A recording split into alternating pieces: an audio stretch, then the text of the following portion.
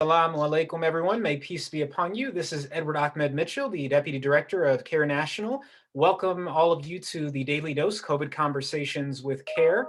We begin, of course, with the name of Allah. Bismillah ar-Rahman ar-Rahim. Alhamdulillahi Rabbil Alameen. Wassalatu wassalamu ala Sayyidina Muhammad wa ala alihi wa sahbihi ajma'in. Let me start by welcoming our co-host today, Afaf Nasher, attorney and executive director of CAIR-New York. Afaf, how are you? Alhamdulillah, thank you, Brother Edward, for introducing me, and thank you to everyone who is watching today for this webinar.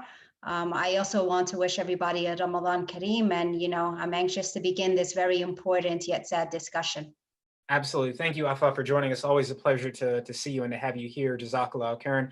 So, look, everyone, you all know, what the topic of today's show is, and you know what this program is about. Throughout Ramadan, we've tried to bring you this program to highlight pressing issues related to COVID-19, the Muslim community, everything from legal issues to food issues, to Ramadan celebration issues, spiritual issues, fiqh issues related to burial. I mean, we've really covered the gamut of so many different topics that have created by COVID-19, but we also use the show to talk about civil rights issues. And one of those major issues is the issue of police brutality. And that is a major topic on everyone's minds right now, and obviously the topic of today's show. Afaf, you want to share with our viewers a bit more about the details of today's show?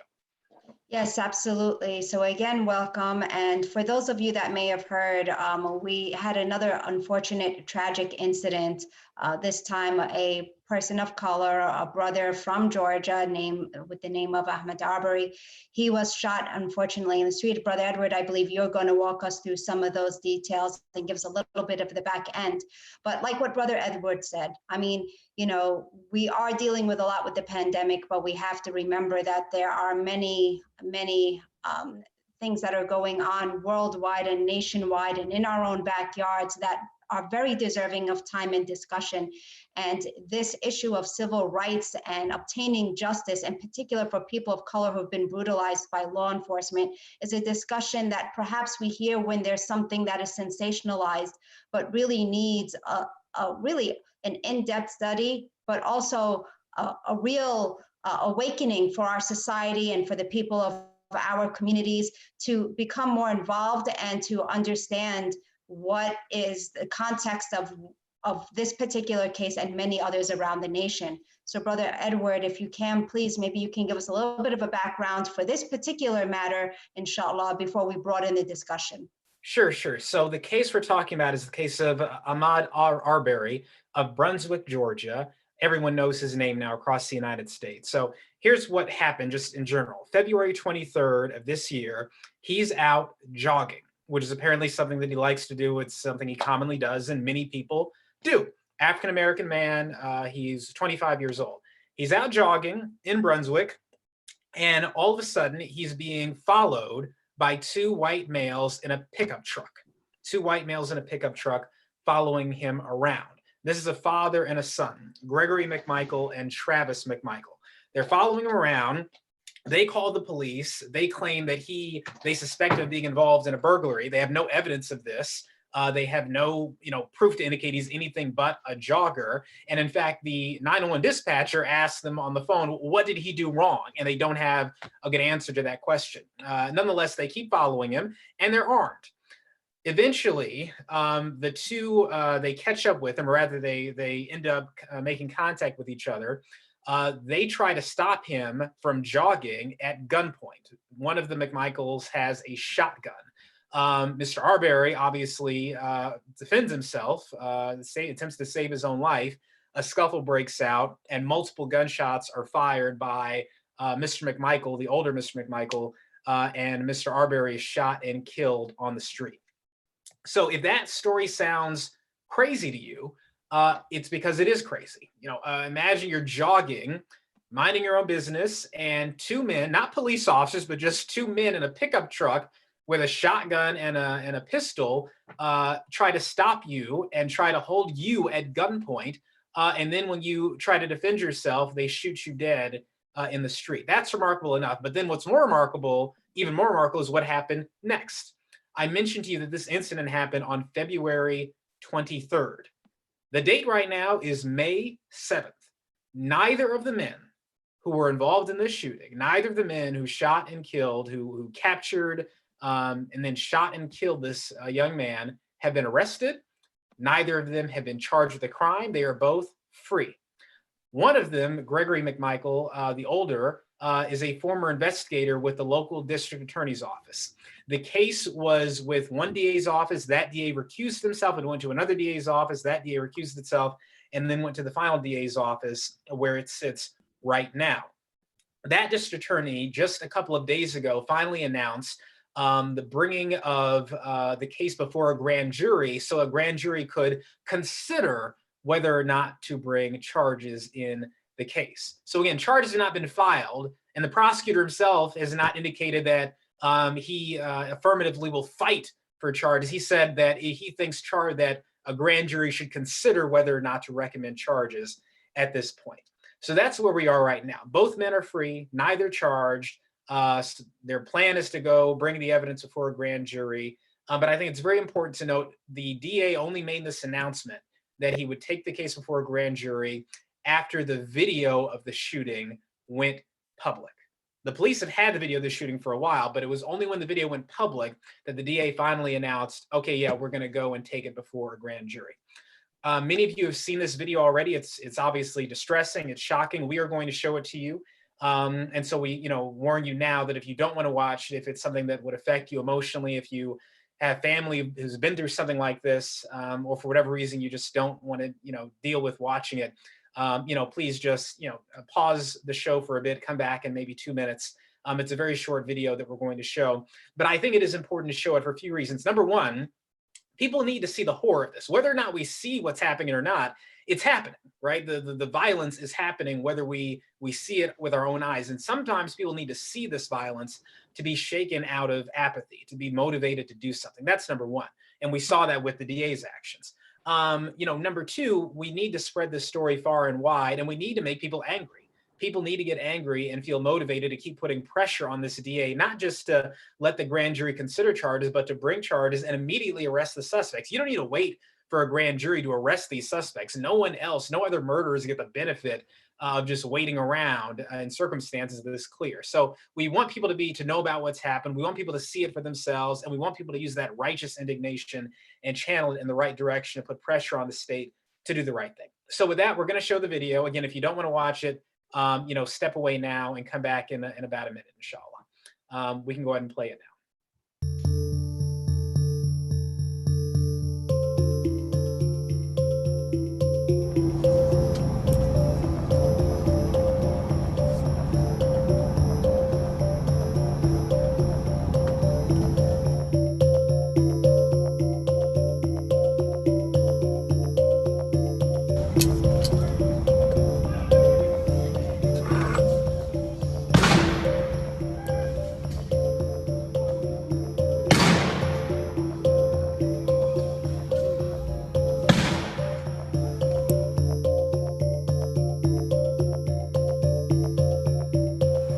And I just think about how they could allow these two men to actually kill my son and not be arrested.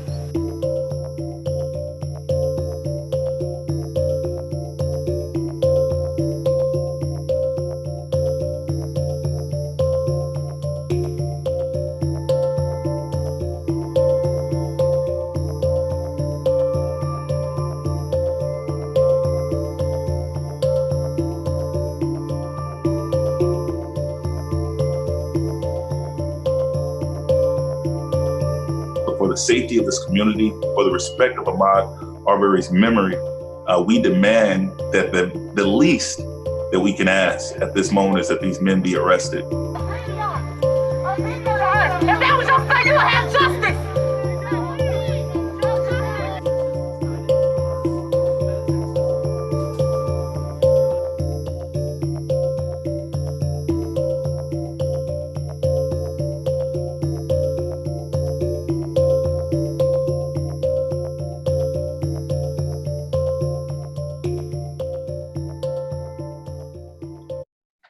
Thank you, Ion, for showing that video. So even that video was actually abridged. You didn't even see the full length of the shooting, but I think that video was beneficial because you got to hear from his mother, his attorney, and get a little more detail and background information. So I think you've seen enough. You get the picture. You saw him jogging. You saw him by himself. You saw the pickup truck. They're armed. They try to stop him. He defends himself, and obviously one of them opens fire and kills him. We want to right now welcome on two special guests to discuss this issue, and they have experience with this topic of how the government fails to respond properly to the shootings of unarmed people of color far too often. Afaf, you want to introduce our first guest? Sure. So our first panelist is actually Brother Murtaza Khwaja. Brother Murtaza is actually from our sister chapter in CAIR-Georgia and is very familiar with what is happening. And we welcome him to the show and we welcome his input. Brother Murtaza. Yes. Thank you, Murtaza. Assalamu alaikum. Wa alaikum assalam. Thank you for having me. Yes, and we also want to bring on attorney Ibrahim Awad of the Awad law firm PC, which is an Atlanta-based law firm focusing on criminal defense and personal injury. Ibrahim Awad, are you there, Brother Awad? Assalamu alaikum. Wa alaikum assalam wa rahmatullah. Good to see you. Thanks for joining. Part of the reason we wanted both of you to be on the show, obviously you're both based in Georgia where this shooting happened, but also both of you have experience dealing with this issue of unjustified shootings. CAIR-Georgia and the Awad law firm represent the family of Shukri Ali Saeed, who was a Somali American woman who was shot and killed by the Johns Creek Police Department back in 2018. Now, obviously, that case is somewhat different. It was a police shooting, but there are similarities. And one of the big similarities is how the government has failed to respond properly in the aftermath. And we're going to talk about that today, inshallah, and also, of course, about the how this connects to the Arbery case and many other cases around the country that happen that are so similar to this. But I think this situation is particularly unique because it's on video. These are not even police officers who did it. These are just two civilians out with guns, two yahoos. So it's a little more remarkable than your normal horrible situation. Afaf, I'm going to let you go with the first question to our guests. Sure. And you know what? Before we begin, Brother Edward and Brother Murtaza and Brother Ibrahim, I just want to, for a moment, just remember that, while we're discussing this, there is a mother who had to bury her son. And so we'd like to offer sympathies and condolences in the most heartfelt and sincerest ways to the family of the deceased and really to the community who is in mourning. So I think that's just something that was, I think, at the forefront of all of our minds. And, we pray that they have some patience and strength and forbearance to deal with this situation. Yes, so may Allah guide them and grant them relief and protection. And justice. So our first question really has to do with the fact that Brother Edward had described that so much time has already elapsed, right? I mean, this took place in February, we're now in May, and we understand that there's a pandemic, but certainly the gravity of the situation and even the lack of the evidence coming forth into the public light is something that needs to be discussed. And so my first question is, why do either of you think that it's taken this long for evidence to be produced? And why does it in general take so long for justice to be really a thorough investigation and justice to be administered when it comes to people of color being the victims of brutalization? I can take that. You want to take that first? Sure. Well, first of all, before I theorize as to why potentially the law enforcement officers in this particular case delayed the investigation or didn't do a thorough investigation, the first thing that I look at is their response following the killing. And once you look up the articles and you hear the mother of Ahmaud Arbery speak, she mentions that the first thing that she was told was that her son was killed while engaging in a burglary, and he was killed by the homeowner. And that's just 100% untrue. He was killed in the middle of the road in broad daylight. And so when we look at that and think about, well, why would law enforcement do something like that? Why would they say something like that? Is there something else going on? So when you look at the perpetrators, you see that the elder McMichael, being a 20-year former investigator for the district attorney's office, and prior to that, he was a police detective, then things start making sense. So for those who don't know, but as an investigator, you're pretty much the district attorney's star witness in a lot of prosecutions. You have built rapport, you have built trust. And so when you're confronted with a situation that you're trying to determine whether or not the person that you relied upon for all of these years potentially committed murder, it's going to cloud your judgment. And unfortunately, the path that the district attorney and law enforcement took was try to sweep this under the rug. They're trying to hide what actually happened. And that is not just a theory, it's based on what was told to Ahmaud Arbery's mom, that he was burglarizing a home when he was killed. So that's a big problem.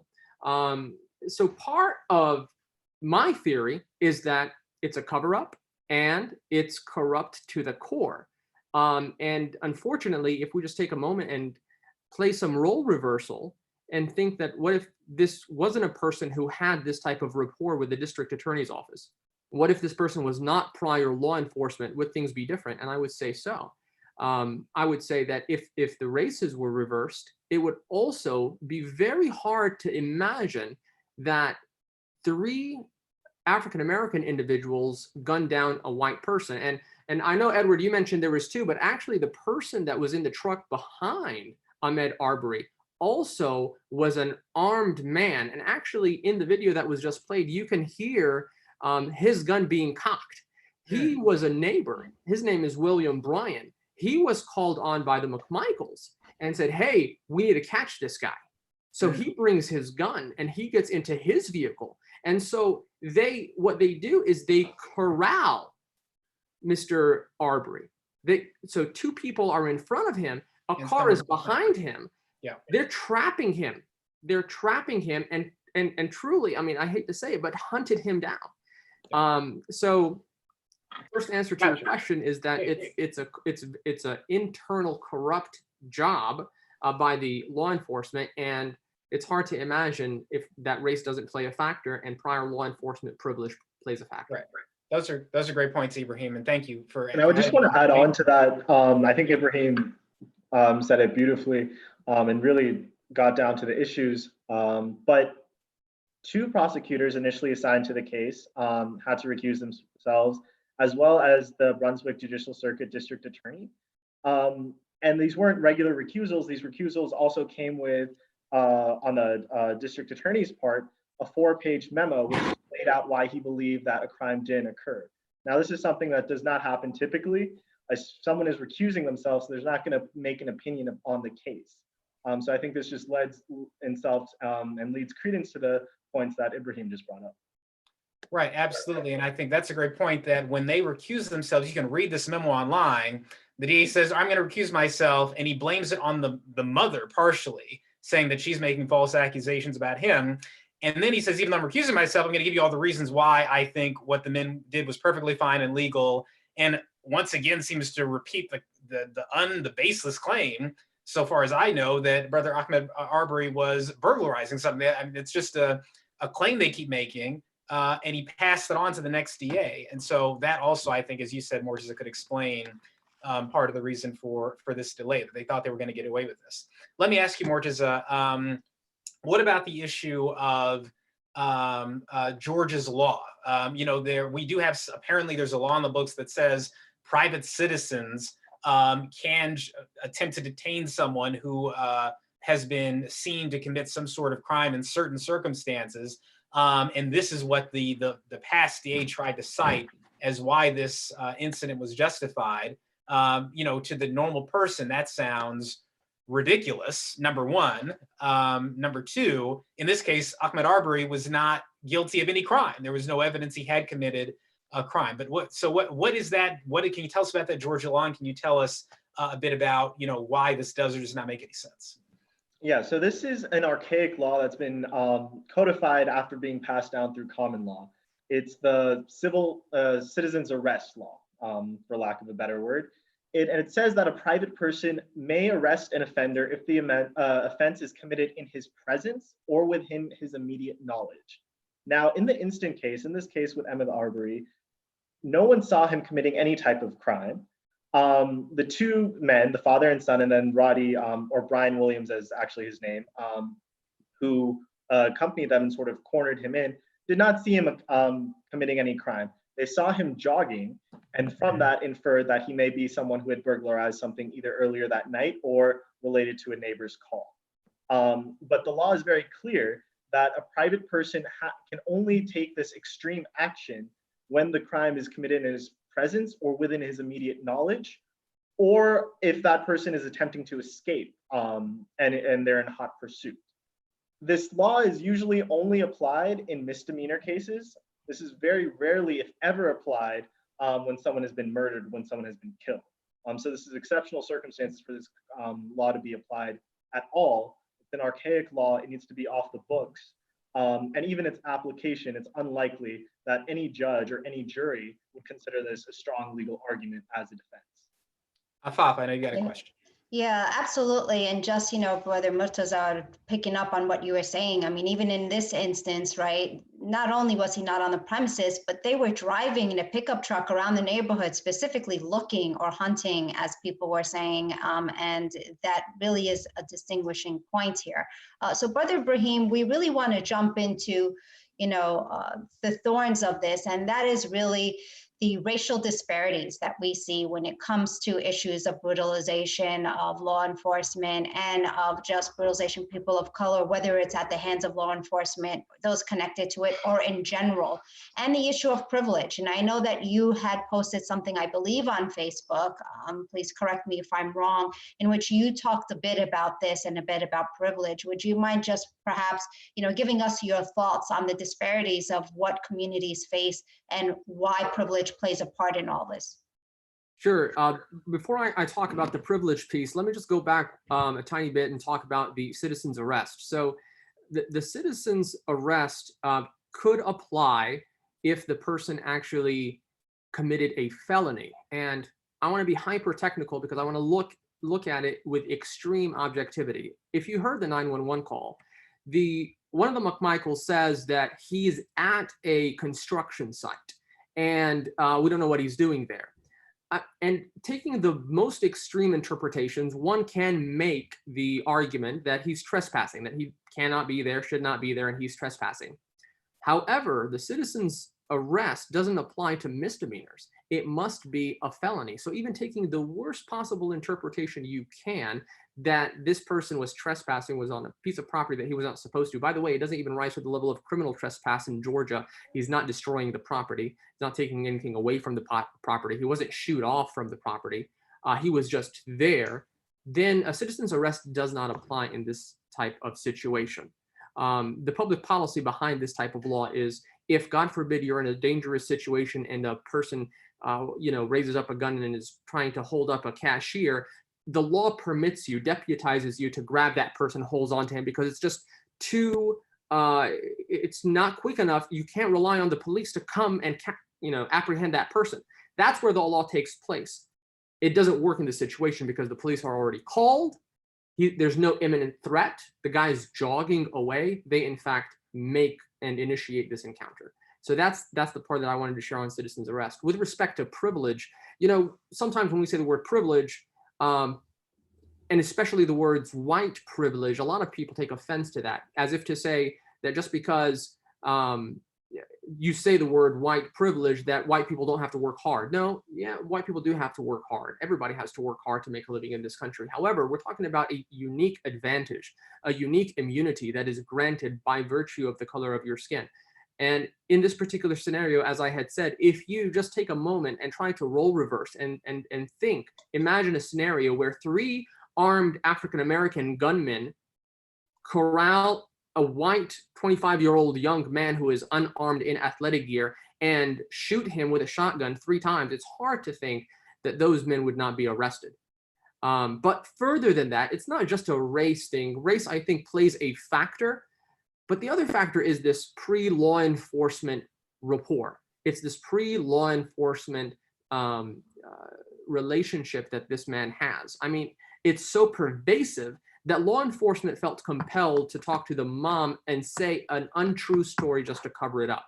So it is that type of relationship that I think just makes things very, very difficult. I unfortunately have seen and been a part of finding police officers lie on the stand, perjure themselves when they didn't realize that there's video that's contradicting everything they say. So they protect their own. Okay, it's a tight-knit group. It's unfortunately by many, and I'm not saying all, these are bad apples. This is not just, ubiquitous in the police force. These bad apples look at the world as us versus them, as opposed to us and them. Gotcha. Thank you, Ibrahim. Murtaza, let me ask you, going forward, right, where assuming a grand jury indicts them, and there's no reason that shouldn't happen unless the prosecutors just throw the case. Everyone knows the old saying, you can indict a ham sandwich. So assuming this goes to trial, one of the concerns I think many people will have is that even then, you won't get justice. That even then they'll get off on a self-defense argument, on a stand your ground argument. From a prosecutorial perspective, and from just the justice perspective, what do you expect to happen if this thing actually does go to trial based on what you've seen of cases in Georgia? Unfortunately, the precedents we've seen in these types of cases is ingrained, and not just in Georgia, but throughout the country. While I think the legal argument is strong in terms of indicting these individuals, what they're going to rely upon is the citizen's arrest law coupled with the self-defense statute, which includes the stand your ground provision. This says that once you're confronted with deadly force, an individual is allowed to use deadly force in response to protect themselves. They have to be facing imminent deadly force. So just judging by the memo that the initial district attorney had penned, where he said that these individuals were in a valid citizen's arrest pursuit, they thought that this man committed a felony, and in the video they feel that Ahmaud Arbery grabbed the shotgun, and that is actually him initiating the attack. So in the district attorney's mind, despite the fact that 3 armed men cornered, and after hunting down this man who was completely innocent of any crime, was jogging on an afternoon jog, they cornered him, they pulled out their guns on him. Despite that, the district attorney's argument, initial district attorney's argument, was that it was Arbery who grabbed the shotgun initiating the attack. Unfortunately, I think that if we've seen this type of argument far too common in several cases, the most notable, the Trayvon Martin case, where the perpetrators of these type of violence unfortunately get away. And it's largely in part to the self-defense statute and your standard ground law. There needs to be considerable reform in these areas, not just in what's written on the books, but also how they're prosecuted as well. The other thing that'll be interesting is, if the case is prosecuted in an area, that has a substantial minority population. I don't know what the minority population of that county is, but whether or not there are African Americans, on the jury, or whether it's, something that doesn't look like America, because obviously people's experiences can influence how they review evidence, how they make decisions. So that's another issue, is what will that, if it does go to a trial, what would that jury look like? And would a more diverse jury with diverse perspectives and backgrounds lead to a more wholesome and therefore just verdict? Ibrahim, let me, I know Afaf will take it to you next, inshallah. Sure. So, even Edward, based on what you said, I know we've seen experiences throughout our nation, even when the prosecutors are people of color, for example, in which we see a delay in justice for people of color. So even then we need to be careful. And there are different reasons and motives of why people do or do not move forward with, for pressing with these charges. And Brother Ibrahim, I think, Brother Murtaza was talking about policy changes, and I think that's what we really want to hone in on, right? I mean, I can't get over the fact that press releases and reports have been calling this a lynching, right? And that's because this is a part of something much bigger, right? This is the inequality and inequity in the way that law enforcement has handled the murders of African Americans, and specifically is very deep they're very deeply entrenched in the history of the United States, right? This is not something that we can really extract from our history as a nation. And so what I'd like to ask you, even if it is a big question, even if it may even be theoretical, is what do we need to do policy-wise, legal-wise, so that we can, as a society, begin to value all lives equally?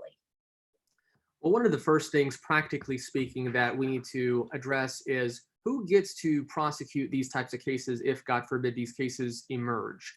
One of my very strong arguments is whenever you have such a crisis, and in this particular situation, it's not by the police, but it's a person so intertwined with the police. Former investigator, which is essentially just it's a version of a cop, essentially. Right. It's very close. Yeah. So whenever you have this scenario, as well as police shooting cases, they need to be immediately handed to federal prosecutors. Immediately. There's just too much bias there that just cannot be overlooked. It cannot be cast aside. In fact, if you've been relying on this police officer for years and years and years, and all that clouds your mind is all the positive that he has contributed to put bad guys away, and now this one issue comes up that makes it seem that he made a huge mistake. He committed murder. It makes it seem that you're now questioning your own discretion, whether or not you were right to rely upon that person's word. So to put all that to the side, federal prosecutors need to be what we demand whenever this type of situation emerges. Yeah. And Murtaza, let me ask you, you and Ibrahim, obviously, and me for that matter, we have experience dealing with a police shooting case. We mentioned it earlier, the shooting of Shukri Ali Saeed, a Somali American woman who was suffering from mental illness. She was out walking on a road by herself, was boxed in by the police. Confrontation occurs. She's shot multiple times and killed. What lessons do you, and that case is still ongoing, a lawsuit, CAIR-Georgia, the Awad law firm, and the Spears firm filed a lawsuit about this issue just a few weeks ago. What lessons do you take from that incident? What are the similarities you see to this case? Tell us about that. I think the biggest similarities are sort of what you've touched upon. This is a person of color who was, instead of being treated as maybe a non-person of color, as a white person may have been treated, they were treated as a criminal who's highly dangerous immediately from the get-go. Shukri Ali was in the midst of a mental health crisis, and she was not going to respond to any type of response from anyone, whether that's an authoritarian figure or a family figure. So to have a situation where she's shot 5 times, 6 times within a 2-minute interaction with police, 6 police officers, doesn't make any sense. In the same way where Ahmaud Arbery is on an afternoon jog, and an ex-investigator for the police department takes it upon himself to act as a vigilante and corner him, hunt him down, and shoot him without trying to figure out, who this person is, which really isn't his job. So, I mean, there is a little bit of discrepancy here in what the stories are, because one is police action, one is the action of the vigilante. Right. In one case, 911 was actually called. So it's even crazier, right? You've got 2 people who are not even cops. Both are horrible, but as you noted, that's even crazier. Yeah. No, it's absolutely ridiculous, and the fact that we have vigilantes who feel like they can do this and get away with it. Apparently, it's been reported they're bragging about this on social media. They've been bragging about it for a couple of months. It's really disgusting to see as a citizen of Georgia. I know Georgia Muslims share my dismay and share my disgust at this situation. Yeah. I think one of the lessons we've taken away from this is that we really have to be proactive. Ibrahim and the Spears law firm in CAIR-Georgia have had to push. There's an ongoing investigation at the DA's office, which has been going on for over 1.5 years. And had it not been, and these things always take such a long time, really, everybody should be aware that there's going to be a long haul to this. This is not something that's speedily, and we already saw the delay already, so I can only imagine the kind of life journey that this case in particular is going to take on. Right.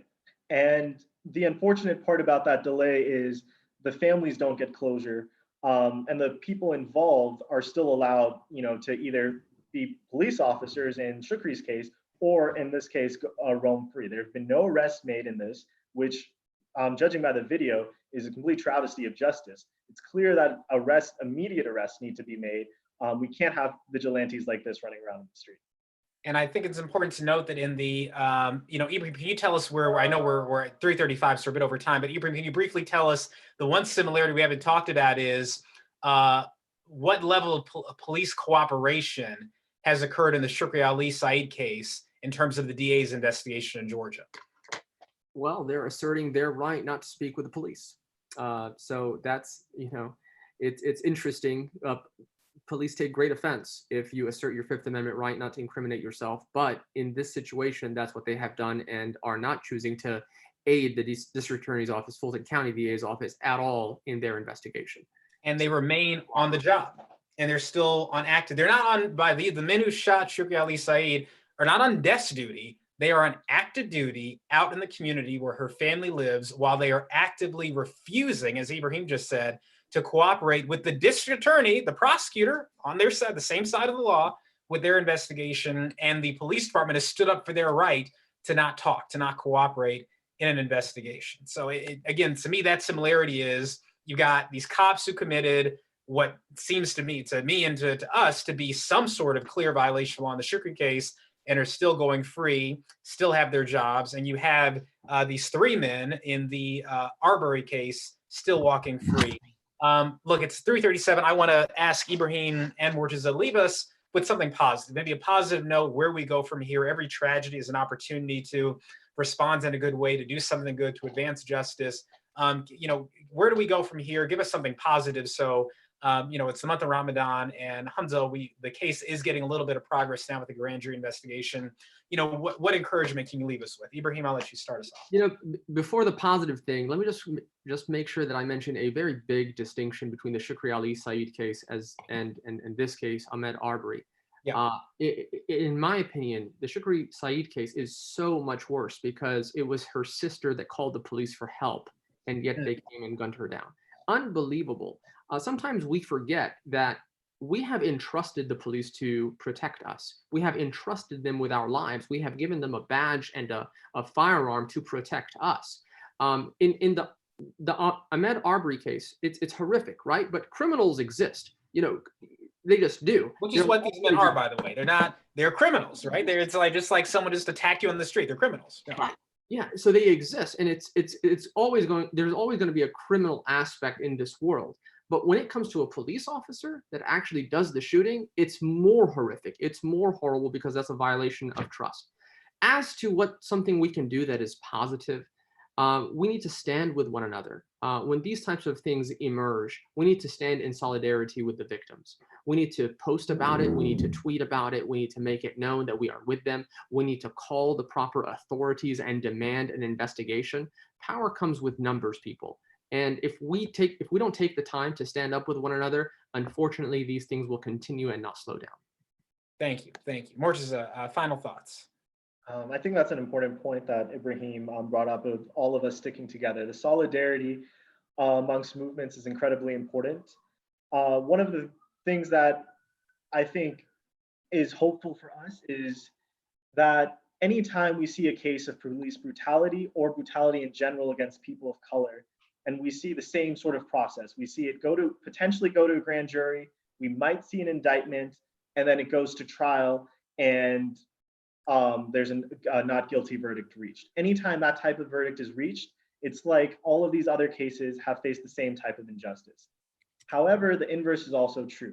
I spoke at the Anthony Hill hearing right after there was a not guilty verdict raised. I stood with the family. I stood with the activist that spoke for Anthony Hill and that wanted to see justice for his family. And while nothing can replace the lives that we've lost, when we finally do get a conviction, when someone is finally held accountable for the type of brutality that they show people of color, like in this case, it would be as if we're reaching justice, at least for some of the families that have had their loved ones be victims of this type of case too.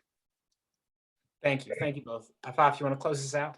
Yes, so thank you so much, all of you, for reminding us as community members, as you know, especially during this holy month of Ramadan, that part of our faith, part of our tradition, part of our sense of being in our, and something that is really should be so ingrained in our conscious, is to take an active part in seeking justice, right? I mean, that is what CAIR does. That is what the organization is about, and that is such a foundational aspect and principle of our deen, of our faith. And so we encourage everyone to be vocal. We encourage people to show allyship, to learn more about this case, and to learn more about the brutality of people of color in general. I mean, brutality against anyone is, of course, you know, something that no one can fathom, but not obtaining justice in these matters just takes it to another level that just makes it so heavy.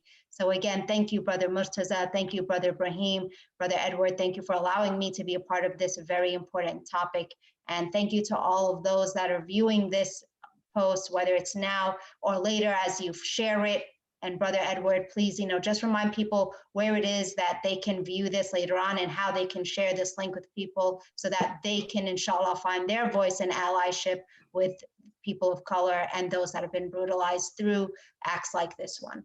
Yeah, absolutely. You can go to CAIR National's Facebook page, which is just simply CAIR, and the video will be there. And we've shared it a few times. And of course, we encourage you to keep track of the Arbery family. I think they have a GoFundMe to raise money for the family. I think they're represented by, they have counsel already. And so you can keep track of the case and, you know, help them with whatever they ask. I know the Georgia NAACP is on this. CAIR-Georgia released a statement. There are protests happening in Brunswick. I mean, the next question will be, does an indictment actually come down? And if so, then making sure it goes to trial, it's a fair trial with a representative jury and a just outcome. So let's keep tracking this case, and inshallah, we'll keep the public updated.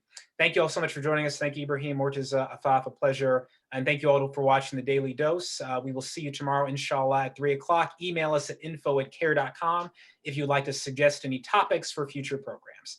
Jazakallahu khairan. Assalamu alaikum. Well, yeah. Salam.